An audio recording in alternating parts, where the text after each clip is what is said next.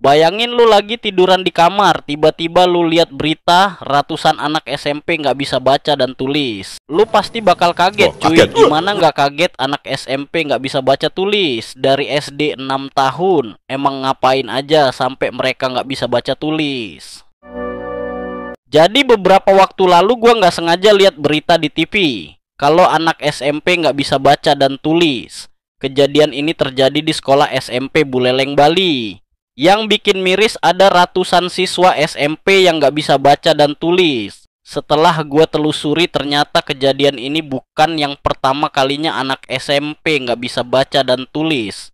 Jujur gue nggak habis pikir kok bisa anak SMP nggak bisa baca dan tulis. Padahal membaca dan menulis adalah modal untuk bertahan hidup. Gimana lu bisa ngerti pelajaran kalau lu nggak bisa baca? Gimana lu bisa ngerjain tugas kalau lu nggak bisa nulis? Semua hal di dunia ini butuh dua hal ini. Misal lu mau minum obat, tapi lu nggak bisa baca. Gimana cara minum obatnya? Emang membaca dan menulis kelihatan sepele. Tapi kalau lu nggak bisa baca dan tulis, lu bakal nggak bisa ikut pelajaran. Lu jadi susah sekolah yang akhirnya lu jadi susah cari kerja. Dan itu bisa bikin orang-orang ini terjebak dalam kemiskinan. Tapi lu nggak usah panik, karena ini semua masih bisa kita rubah. Solusinya lu sebagai orang tua, jangan cuma nitip anak di sekolahan, tapi lu juga harus bisa mendampingi anak lu. Belajar di rumah, ngobrol sama anak. Jangan main HP mulu, karena lu sebagai orang tua memiliki peran penting dalam tumbuh kembang anak. Untuk guru, pesen gue lu jangan cuma ngajarin murid tugas sekolah, tapi lu juga ajak mereka ngobrol, sama semangatin murid.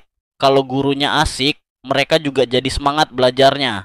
Emang kelihatan sepele tapi berpengaruh banget buat pembelajaran para murid.